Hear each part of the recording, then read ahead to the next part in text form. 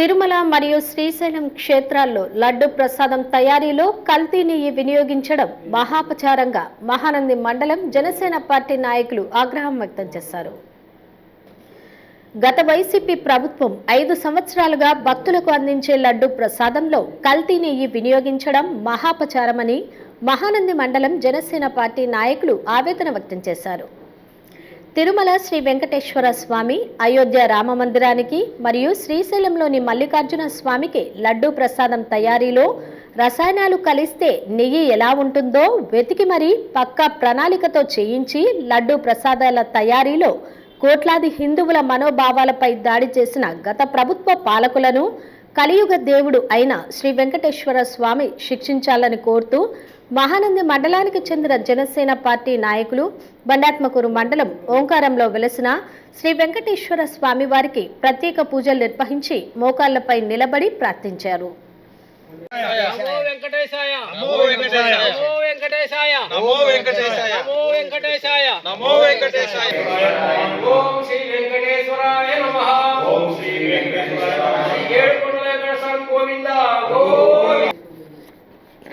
ఓంకారం క్షేత్రంలో కొండపై వెలసిన శ్రీ వెంకటేశ్వర స్వామి వద్దకు లడ్డూ ప్రసాదాలు తీసుకుని వెళ్లి స్వామివారికి సమర్పించి అనంతరం ప్రత్యేక పూజలు చేసి భక్తులకు అందించారు.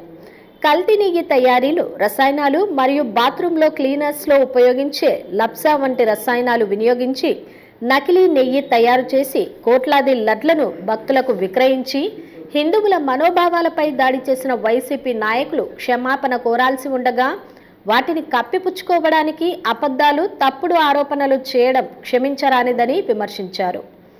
దేవుడి పట్ల అబద్ధాలు ఆడిన వారికి పుట్టగతులు ఉండవనే విషయాన్ని గుర్తుంచుకోవాలని కోరారు.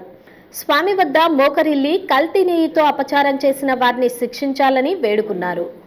ఈరోజు మహానంది మండల జనసేన పార్టీ నాయకులందరూ కలిసి పవిత్ర పుణ్యక్షేత్రమైన ఓంకారంలో కొండపై భాగంలో వెలిసినటువంటి శ్రీ కలియుగ దైవమైన శ్రీ వెంకటేశ్వర స్వామి దేవాలయాన్ని దర్శించడం జరిగింది. గత 10 రోజుల నుంచి మనము తెలిసిన విషయమే. తిరుమలలో లడ్డూను అపవిత్రం చేయడం జరిగింది గత పాలకులు, వైసీపీ పాలకులు.